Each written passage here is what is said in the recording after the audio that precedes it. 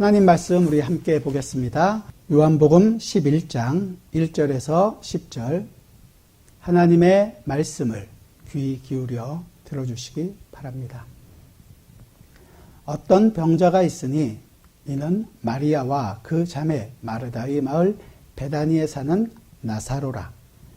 이 마리아는 향유를 주께 붓고 머리털로 주의 발을 닦던 자요, 병든 나사로는 그의 오라비더라. 이에 그 누이들이 예수께 사람을 보내어 이르되 주여 보시옵소서, 사랑하시는 자가 병들었나이다 하니 예수께서 들으시고 이르시되 이 병은 죽을 병이 아니라 하나님의 영광을 위함이요 하나님의 아들이 이로 말미암아 영광을 받게 하려 함이라 하시더라.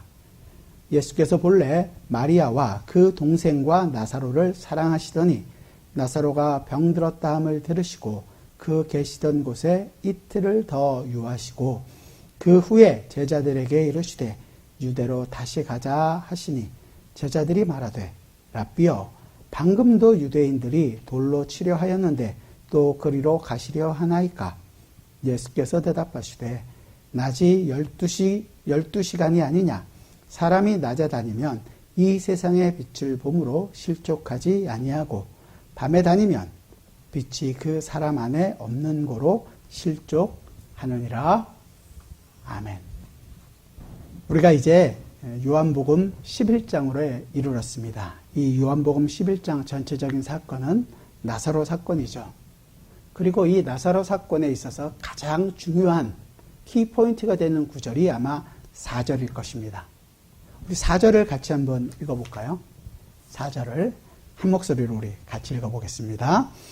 예수께서 들으시고 이르시되 이 병은 죽을 병이 아니라 하나님의 영광을 위함이요 하나님의 아들이 이로 말미암아 영광을 받게 하려 함이라 하시더라. 하나님의 영광, 그리고 그 아들이 영광을 받게 한다. 이걸 목적으로 해서 나사로 사건이 기록되어 있는 것을 보게 됩니다. 우리로서는 쉽게 그냥 이해할 수 있는 부분은 죽은 나사로가 다시 살아났으니까 하나님께 영광이 되는 것이 아닌가, 이런 생각들을 많이 하죠. 또 조금 예수님께서는 이 일을 이루시기 위하여 일부러 이틀을 더 유하신 후에 나사로가 죽은 다음에 방문을 하셔서 죽은 나사로를 살려주십니다. 그런데 그게 왜 하나님의 영광이 되고 하나님의 아들이 영광을 받게 된다는 것인가? 우리가 그냥 쉽게 알 수 있는 것은 하나님은 전지전능하고 모든 것을 다 아시고 모든 것을 다 하실 수 있는 분이니까 우리가 모르는 무슨 깊은 뜻이 있었겠지. 그렇게 해서 하나님께서 영광을 받으실 거지. 그리고 결국은 나사로가 살아났지 않느냐. 그러니까 하나님께 영광이 된다. 이런 식으로 우리가 쉽게 결론을 내리고 쉽게 은혜를 받으실 준비를 하고 은혜를 받고 있습니다. 그런데 그렇다고 해서도 우리가 의문이 풀리지 않는 부분이 하나가 있는데요. 제가 너무 까칠하다고는 생각하지 마시고 이 나사로를 한번 생각해 보세요. 왜 죽이고 또 왜 그를 살려내실까? 그럼 살려냈으면 영원히 사느냐? 그것도 아니고 또 죽었을 텐데. 아니, 나사로가 죽기 전에 그냥 말씀으로도 거기서 살찌어다 하면 살 수 있을 것 같은데 죽기 전에 고쳐주시는 것은 영광이 안 되고 죽었다고 살아나야지 되는 것만이 영광이 된다는 것인가?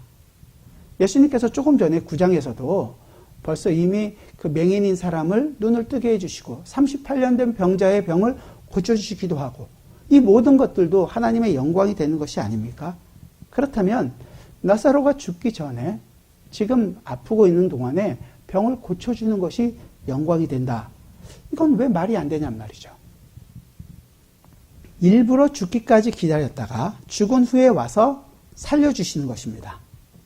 죽음 가운데 있다가 다시 살아나게 되는 것이 더 큰 기적이기 때문에 하나님께 더 큰 영광이 된다. 이런 생각들을 많이 하는데 사실은 말이 안 되는 거죠. 왜냐하면 예수님께서 이게 병 주고 약 주고 하는 그런 것도 아니고 왜 더 큰 기적, 더 큰 훌륭한 일을 해야지 하나님께 더 영광을 받게 된다라는 식의 생각을 우리는 너무도 쉽게 합니다. 이게 우리의 삶 가운데서도 자주 등장하게 돼요.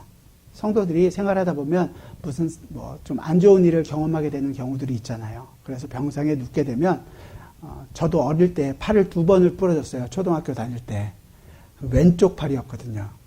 그러니까 2번이나 왼쪽 팔이 부러진 것을 보고서 그래도 어디냐 이게. 제가 오른손잡인데 오른손이 부러지지 않아서 얼마나 불편하지 않고 그래도 모든 생활을 하고 공부도 할 수 있고 밥도 먹을 수 있게 되니까 얼마나 감사하냐. 이런 생각들을 하게 했고 그런 생각을 하는 것이 마치 더 큰 영광과 은혜를 받는 것처럼 생각을 했던 적이 있었습니다. 힘든 사업을 주님께서 도와주셔서 우리를 더 어렵고 힘든 가운데서도 먹고 사는데 지장이 없게 해주시고 이런 걸 보니까 하나님께서 우리를 참 은혜롭게 대해주셔서 우리가 그렇게 해서 하나님을 더 영광을 돌립니다. 이런 얘기들을 해요. 그런데 반대로 어려움, 남들이 다 잘 되는 중에도 힘들어하시는 성도들도 계시거든요. 그분들은 하나님의 영광을 가리고 있는 것인가요? 사실은 그렇지 않음에도 불구하고 항상 우리는 우리가 좋아하는 쪽으로 생각을 하고 우리가 원하는 답을 얻고 만족하고 은혜를 얻었다고 생각을 합니다. 제가 말씀드리는 요지는 이거예요. 아예 처음부터 사고를 안 나게 해주시거나 모든 것이 평탄하게 해주시면 얼마나 좋겠냔 말이죠. 그건 은혜가 안 되냐는 거예요. 괜히 까칠한 목사 만나서 은혜를 받고 계시는 여러분들을 힘들게 하는 것은 아닌데 물론 맞습니다. 이런 식으로 생각해서 내가 하나님의 은혜를 경험하고 살아가고 있구나. 모든 순간에서 경험할 수 있게 되는 것은 하나님의 백성이라는 사실을 내가 확인하고 느낄 수 있게 되는 것. 굉장히 좋은 것이고 바람직한 태도라고 생각합니다. 하지만 약점은 있어요. 왜냐하면 이게 조금 더 발전하면 모든 일에든지 그냥 덮어놓고 믿어라. 무슨 일에는 하나님의 계획이 있겠지. 우리가 알지 못하는 하나님의 계획이 있는데 그 계획을 일부러 알려고 하지 말고 그냥 믿다 보면 그렇게 순종하다 보면 더 은혜를 얻게 될 것이고 회복하게 될 것이다. 믿음에 대한 정의나 믿음에 대한 내용은 전혀 알지를 못하고 덮어놓고 믿게 되는 그런 생각을 하게 되는 것입니다. 그러다 보니까 이단들이 이 부분을 아주 잘 공격을 하잖아요. 구원파들이 그렇고 우리가 지금 한국에서 문제가 많이 되었던 신천지도 마찬가지고 이단들이 공격해 와서 조금만 갖고 물고 늘어지면 우리가 갖고 있는 믿음이 무엇인지 헷갈려하고 흔들리게 되는 것을 보게 됩니다. 물론 그렇게 좋은 자세, 바른 자세로 믿는 것은 굉장히 좋습니다. 하지만 그렇게 믿고 있는 내용도 함께 있어야 된다는 거죠. 왜 주님께서 이 일을 나사로가 죽은 다음에 방문하게 되는지 그 내용이 무엇인지도 함께 알게 됐을 때 우리가 바른 신앙생활을 하는데 도움이 될 것입니다. 그렇기 때문에 그 내용을 우리는 잘 이해해야 될 필요가 생기는 거예요. 우선 우리가 먼저 알아야 할 부분은 이건데요. 하나님은 우리에게 병 주고 약 주고 하시는 분이 아니라는 사실입니다. 우리가 갖고 있는 사자성어들 있죠. 고진감래, 세옹지마. 이렇게 우리를 인도하시는 분이 우리의 하나님은 아니시라는 것입니다. 하나님은 지금 나사로를 죽음 가운데 있다가 살리셨어요. 죽음에서 살리시니까 얼마나 큰 영광이냐. 병을 고치는 것보다 이것은 더 큰 영광이 된다. 그런 식으로 생각해서는 안 된다는 것입니다. 이건 우리가 생각하고 있는 우리가 만들어 놓은 하나님의 영광이 되는 것입니다.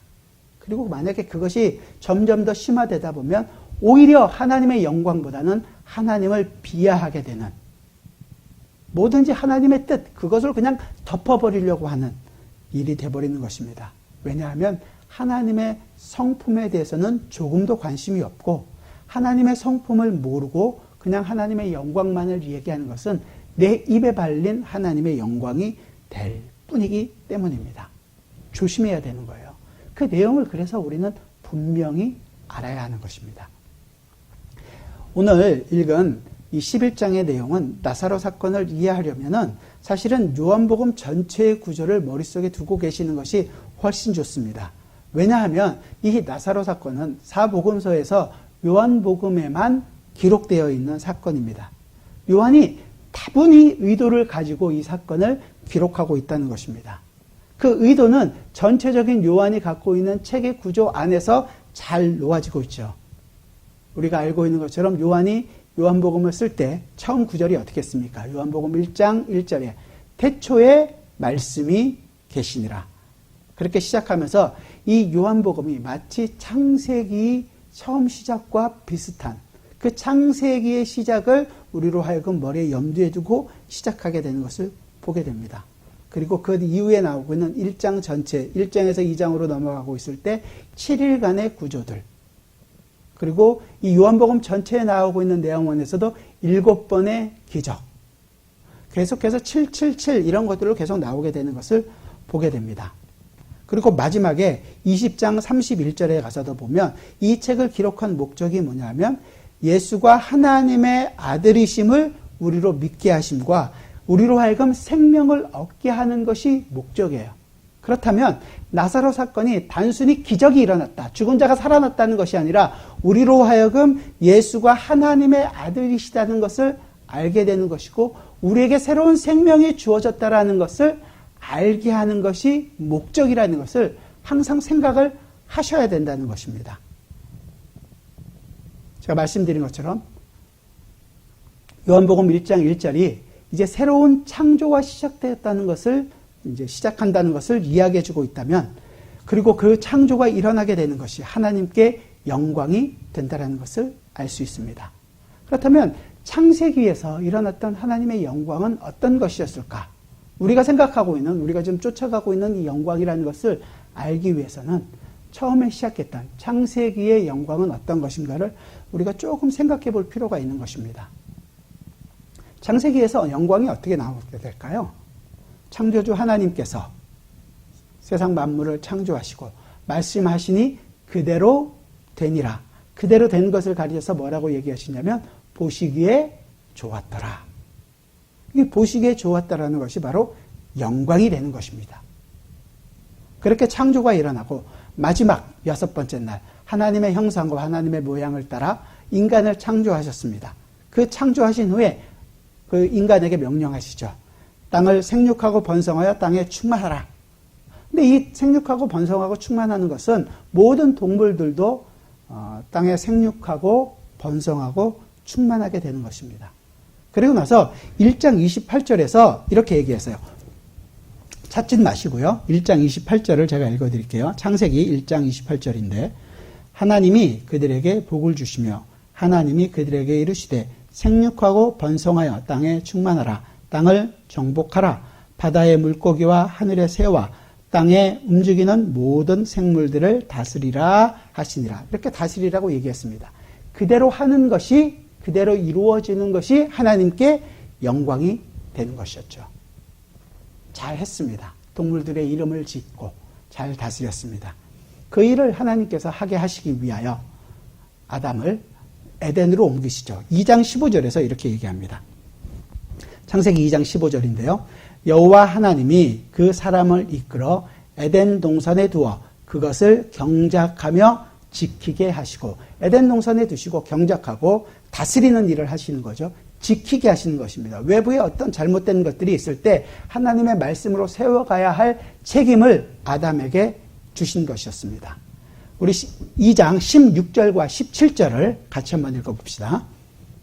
잘 아는 구절이니까 창세기 2장 16절과 17절 같이 읽겠습니다. 여호와 하나님이 그 사람에게 명하여 이르시되 동산 각종 나무의 열매는 내가 임으로 먹되 선악을 알게 하는 나무의 열매는 먹지 말라. 내가 먹는 날에는 반드시 죽으리라 하시니라. 하나님께서 명령을 내리십니다. 먹는 날에는 정녕 죽을 것이다. 먹지 않으면 되는 것이었어요. 그 명령에 그대로 순종하면 하나님 보시기에 좋았더라. 그것이 영광이 되는 것이었습니다. 그런데 우리가 다 아는 것처럼 아담은 실패했습니다. 그래서 하나님께서 실패했구나. 포기하시고 끝나셨느냐? 그렇지 않죠. 3장 14절에서 여호와 하나님이 뱀에게 이르시되 내가 이렇게 하였으니 내가 모든 가축과 들의 모든 짐승보다 더욱 저주를 받아 배로 다니고 살아있는 동안 흙을 먹을지니라. 심판을 내리시고 그걸로 끝을 내셨어도 이 하나님은 영광이 되는 것이었습니다. 왜냐하면 하나님의 말씀이 그대로 되니라. 먹는 날에는 정령 죽으리라. 그대로 죽으면 그것으로 영광이 되는 것이었습니다. 3장 15절이 안 나와도 되는 거예요. 별로 놀라지는 않으시는데 여기서 3장 14절에서 성경이 끝이 나도 우리가 생각하는데 이게 뭔가 부족한 것이 아니란 말이에요. 하나님의 영광이 되는 것이었습니다. 그런데 우리가 알고 있는 것처럼 3장 15절이 있죠. 내가 너로 여자와 원수가 되게 하고 내 후손도 여자의 후손과 원수가 되게 하리니 여자의 후손은 내 머리를 상하게 할 것이요 너는 그의 발꿈치를 상하게 할 것이니라 하시고, 여자의 후손과 이 뱀이 원수가 되게 하는 것입니다. 사실은 원래는 이제 한편이었는데 원수 관계를 두셔서 이 여자의 후손으로 말미암아 뱀의 머리를 박살내게 할 것이다. 그 일을 이루어 가시는 모든 것이 성경의 내용입니다. 그래서 그 여자의 후손을 준비하시고 여자의 후손을 보내시기 위하여 아브라함을 택하시고 모세를 통하여 출애굽을 시키시고 다윗이라는 이스라엘 왕국을 세우시고 12지파를 통하여 이스라엘 나라를 건설하시고 하나님께서 통치하시는 이 신정 국가라는 것이 어떤 것인지를 보여주시고 이 성전 제도를 통해서 하나님께 제사를 통해서 어떻게 이 여자의 후손이 뱀의 머리를 밟을 것인가를 보여주고 있는 것이 구약의 모든 내용이 되는 것입니다. 성경 전체가 바로 이 여자의 후손에게 모든 포커스가 맞춰져 있단 말이에요. 이스라엘이 잘나서 그들의 머리가 뛰어나서 정말로 민족성이 우수한 민족성이기 때문에 하나님께서 이스라엘 백성을 택하시고 그들에게 복을 주신 것이 아니라 하나님께서는 이 여자의 후손을 준비하시기 위하여 그들을 하나의 샘플로 사용하시는 것이었습니다. 결국 우리가 알고 있는 것처럼 여자의 후손을 통해서 뱀의 머리를 밟는 사건이 있었죠. 바로 예수 그리스도의 갈보리 십자가였습니다. 그렇기 때문에 구약의 모든 인물이나 구약의 모든 사건이나 모든 상황들은 이 바로 여자의 후손을 보여주고 있는, 미리 보여주고 있는 샘플과도 같은 것입니다. 우리는 예표라고 얘기하죠. 그래서 예수 그리스도를 모든 사건을 통해서 우리가 바라볼 수 있어야 되고, 그렇게 됐을 때 그것이 하나님께 영광이 된다라고 이야기하는 것입니다. 그리고 이렇게 성경을 보는 관점을 신학적으로 좀 어렵게 얘기해서 구속사적 관점으로 성경을 본다, 이렇게 얘기합니다. 따라서 오늘 우리가 함께 읽었던 이 나사로 사건 역시 그저 죽었다 살아나는 것들, 기적이 일어나는 일들이 보여주고 있는 것이 아니라 구속사적 관점으로 이 사건을 이해해야 하는 것입니다. 그리고 그것을 설명하고 있는 것이 이 저자인 요한의 의도가 분명히 이 안에 들어있는 것이었습니다. 처음부터 이 의도를 가지고 있어요. 지난주 우리가 설교를 하면서 10장 마지막 부분이 11장과 굉장히 연관되는 징검다리 역할을 한다고 얘기 드렸잖아요. 그것이 1장에서부터 2장으로 넘어가고 있는 내용과 또 아주 잘 나타나게 됩니다. 오늘 본문을 손가락으로 끼시고 요한복음 1장으로 한번 가봅시다. 요한복음 1장 처음에 우리가 읽었던 것처럼 태초에 말씀이 계시니라. 이 말씀이 하나님과 함께 계셨으니 이 말씀은 곧 하나님이시니라. 창조를 우리가 생각하게 하죠. 그리고 나서 4절에서 그 안에 생명이 있었으니 이 생명은 사람들의 빛이라. 빛이 어두움에 비추되 어두움이 깨닫지 못하더라. 사람들이 빛이 와도 이 빛을 알지를 못합니다. 예수 그리스도께서 빛으로 와도 그들은 알지 못합니다. 10장 마지막 39절에서 얘기하죠. 그들이 예수를 다시 예수 잡고자 하였으나 그 손에서 벗어나 가시니라. 배척 받으시는 것입니다. 빛을 싫어합니다. 같은 구조예요. 그리고 나서 6절부터 해서 세례 요한이 1장 6절에서부터 세례 요한이 등장하죠. 하나님께로부터 보내심을 받은 사람이 있으니 그의 이름은 요한이라. 그래서 요한이 계속해서 증거하고 있는 내용이 나옵니다. 바로 오실 메시아를 증거하고 있는 것을 내용이죠. 그런데 10장 마지막 부분에서도 10장 40절과 41절에서 많은 사람이 왔다가 말하되 요한은 아무 표적도 행하지 아니하였으나 요한이 이 사람을 가리켜 말한 것은 다 참이라 하더라. 이 10장 마지막에서도 요한의 증거가 나오게 됩니다. 그리고 1장 중간에 예수님께서 세례를 받으시고 제자들이 예수님을 따라가는 장면이 나오죠. 마지막 10장 마지막에서 어떻게 되죠? 그리하여 거기서 많은 사람이 예수를 믿으니라. 제자들이 생기게 되는 것을 보게 됩니다. 1장이 끝나고 2장으로 갈 때 어떤 일이 있냐면 2장 처음에 사흘째 되던 날 이렇게 돼 있죠. 오늘 6절에서 뭐라고 그랬어요? 나사로가 병들었다함을 들으시고 그 계시던 곳에 이틀을 유하시고, 이틀을 유하신 다음 날은 몇째 날일까요? 사흘째 되던 날. 구조가 같단 말이에요. 지금 1장에서 2장으로 넘어가는 것과 10장 마지막에서 11장 나사로 사건이 연결되는 것이 똑같은 구조로 일어나게 되는 것입니다. 또 중요한 부분은 이 1장에서 2장으로 넘어갔을 때 가나의 혼인잔치가 예수님께서 이 요한복음에 기록되어 있는 7번의 기적 중에서 첫 번째 기적이었다면 이 나사로가 다시 죽었다가 살아나고 있는 이 표적은 7번째 마지막 표적이 되는 것입니다. 그러니까 처음과 끝이 되는 거죠. 똑같은 구조로 말미암아 똑같은 사건을 같이 보여주고 있는 것을 우리는 알 수 있습니다. 그렇다면 우리가 지금 계속해서 추적하고 있는 것대로 하나님께 영광이 된다라는 것, 말씀드렸잖아요. 하나님의 말씀이 그대로 되는 것이 하나님의 영광이 되는 것이었습니다. 그 일을 이루기 위해서 지금 예수님께서 구약에서 계속해서 보여주셨고 때가 되매 아들을 이 땅에 보내서 이 땅에 성육신으로 오셨습니다. 창조주이신 분이 피조물이 되셨습니다. 사실은 있을 수 없는 일이 일어난 거죠. 하나님의 말씀 뜻대로 된 것이었습니다. 영광이었죠.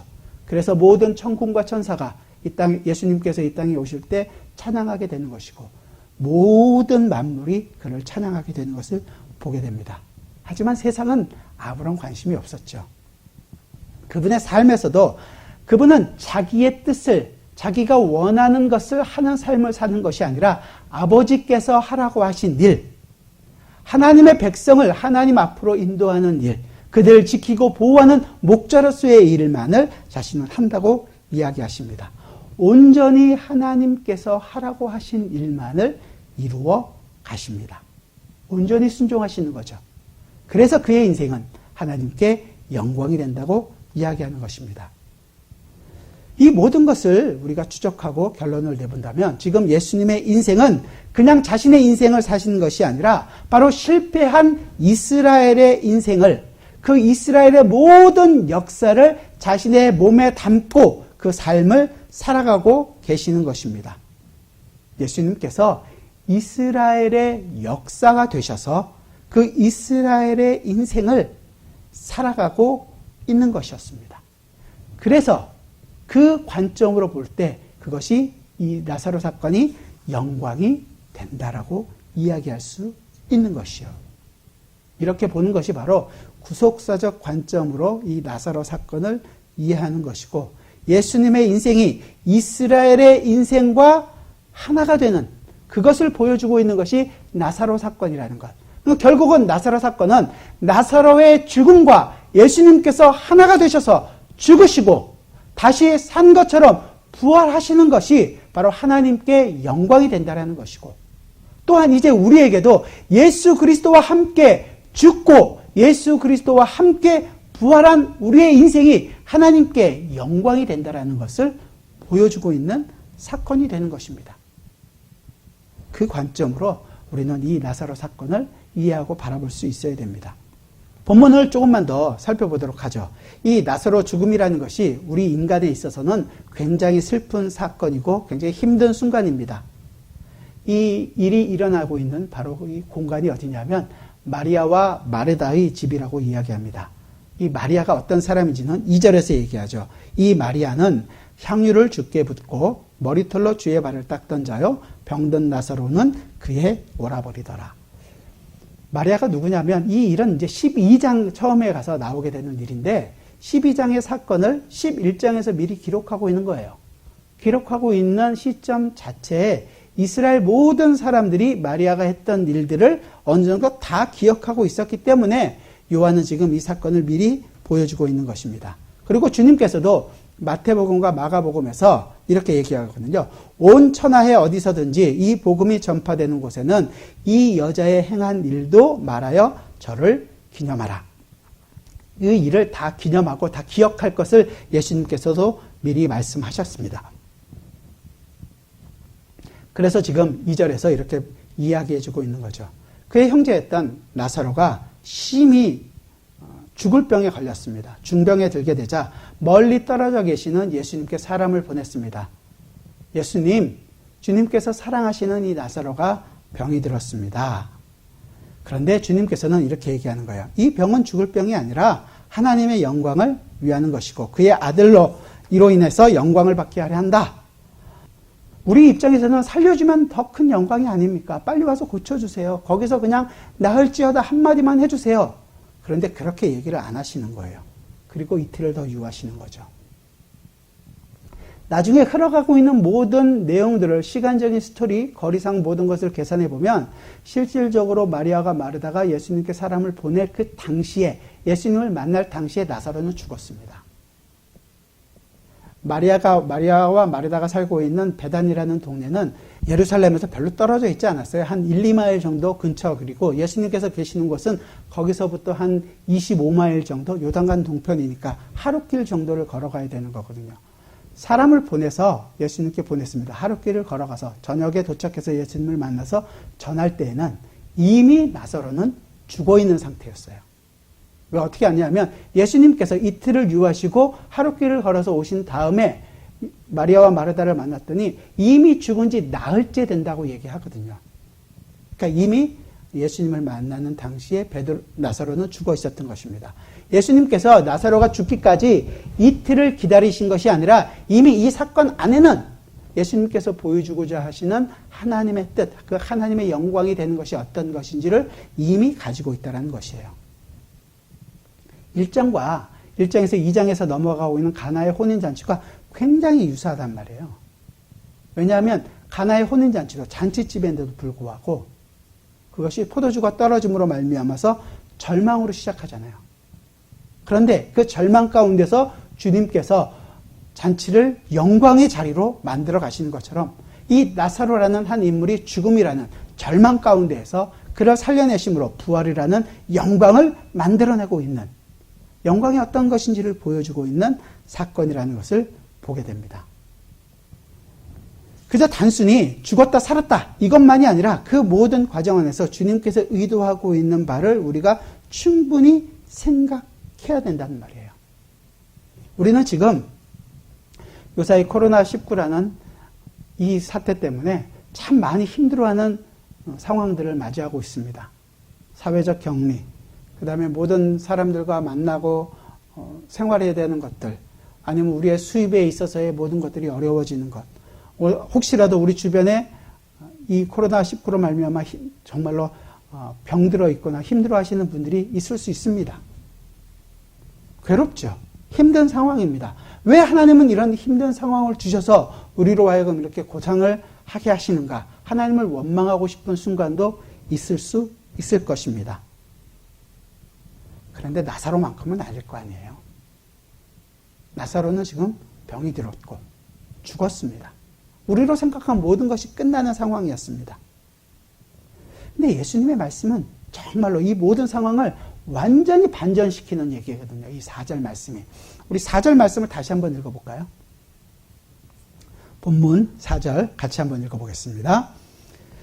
예수께서 들으시고 이르시되 이 병은 죽을 병이 아니라 하나님의 영광을 위하며 하나님의 아들이 이로 말미암아 영광을 받게 하려 함이라 하시더라.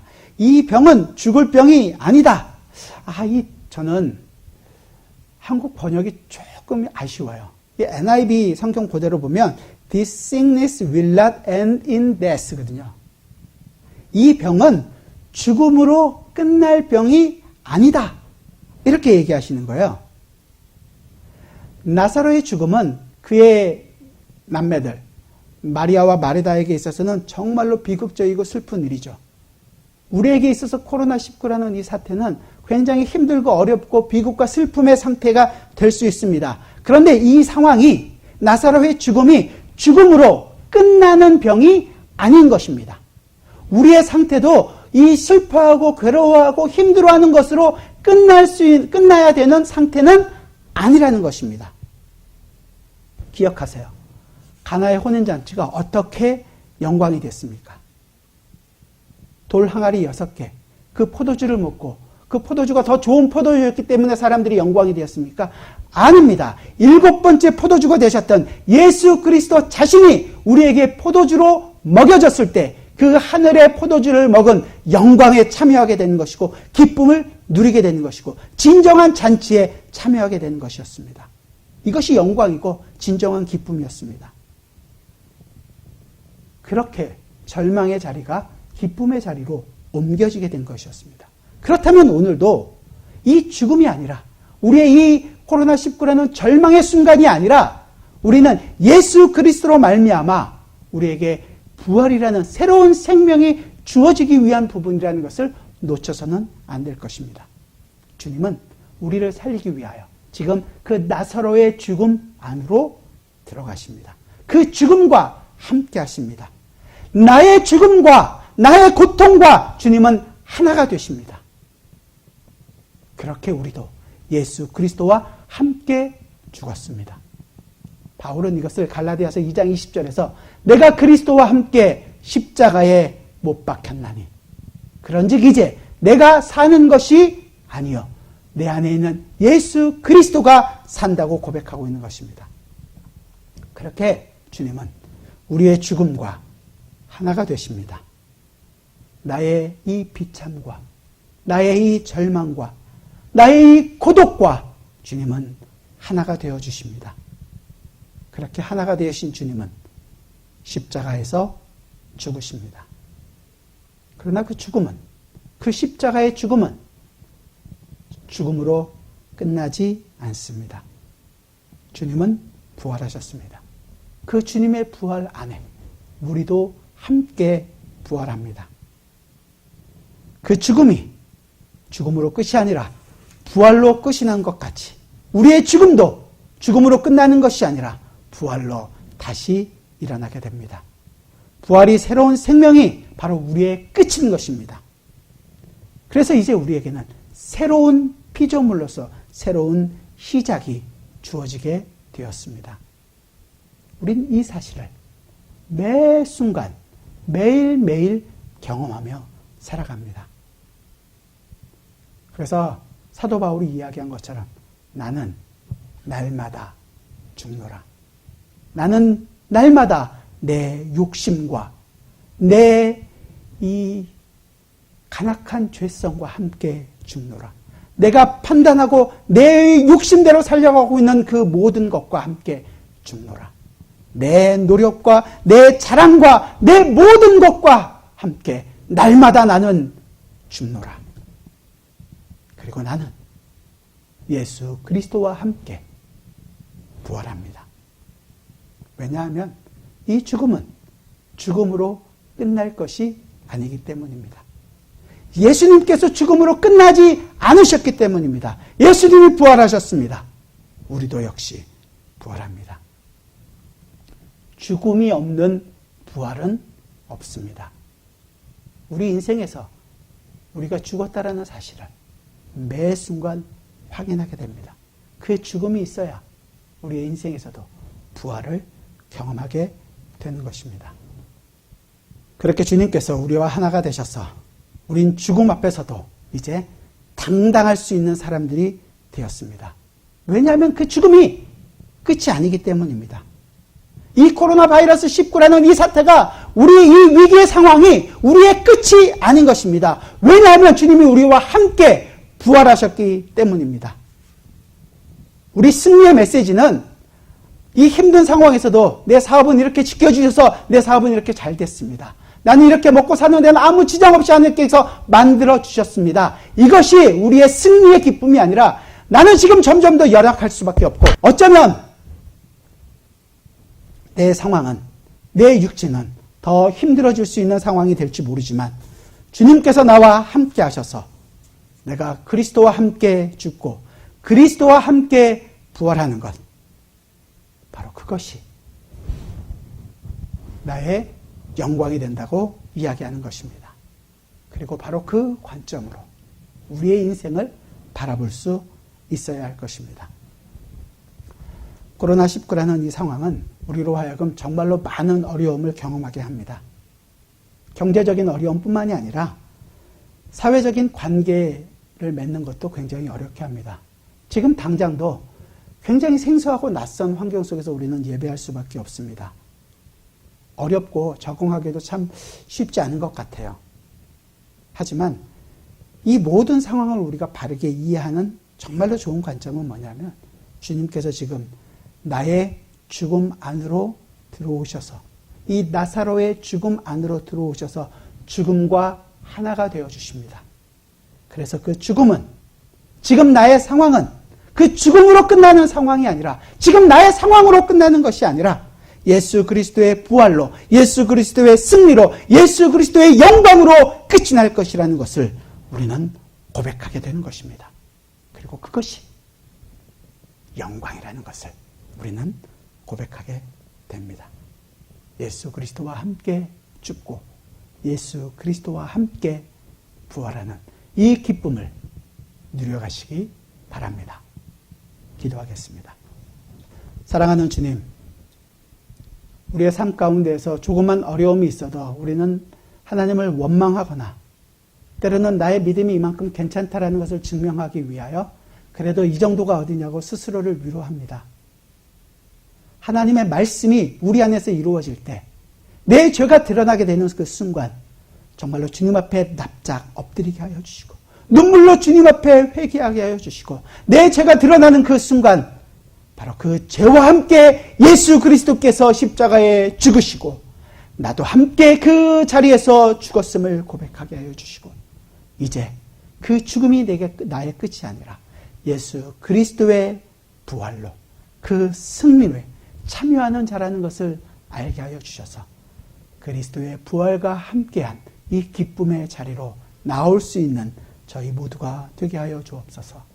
이 어렵고 힘든 이 순간을 이겨낼 수 있는 힘은 주님이 오늘도 나와 함께 하시며 나를 위로하시고 나에게 하늘의 영광과 하늘의 복을 무엇인지를 깨닫게 해주시는 그 내용이라는 것을 알고 주님의 말씀을 묵상하며 매 순간 주님을 의지하는 기도하며 나갈 수 있는 저희 모두가 되게 하여 주옵소서.